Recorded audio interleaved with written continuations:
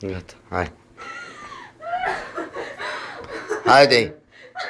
Nu cred că am înțeles ceva. Haide, Deni. Haide, Gică, du-te acolo ca să poți să fixezi asta. Așa e perfect. Haide, Deni, haide, Flori, vino cu. Păi poate Gicu nu-l ia. Vino, mă, cu nu-l ia, cum nu-l ia? Denisa n-ai luat-o. Cum, mă, nu vezi totuși așa ești miopă. Hai, vorbești, hai. Hai, bagă aici. Haide. Ce să zic? Cine a dat? Ion. Nu. Hai, mințiți, frăcate. Cum mă să zice, că ori jucăm, ori nu jucăm? Ce-a făcut? Nu trage cu ochiul, așa stai acolo. Mai da. Tu ai dat. Ce dragi, ce aveți numai cu mine, nu? El merge treaba asta, pune numai pe mine.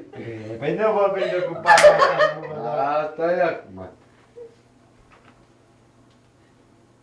Să vedem împreună. Nu, mă, nu se vede. Nu? Zi. Ion. Nu?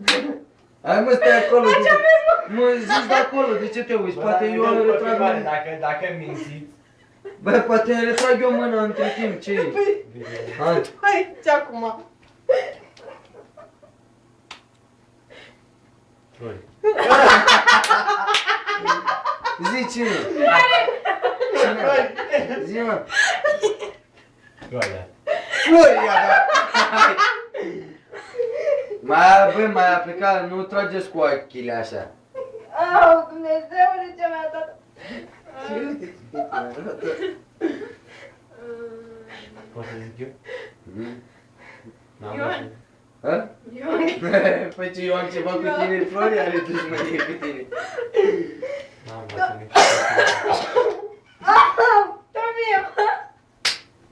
Așa s-a ales. Flori, ți-am zis că are dușmănie. Dar dă-te mai aproape de el acolo. Așa. Așa. Flori. Ia!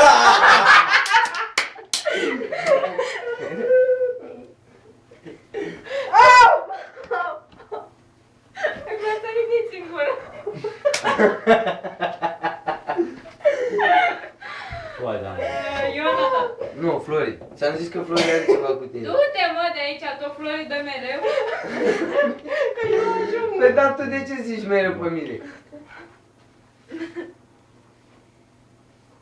Stai că nu e Flori pregătită.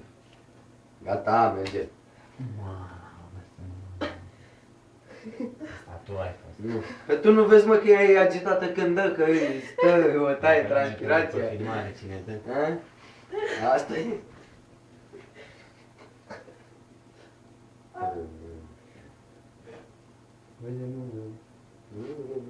Bă, ochii închiși, nu.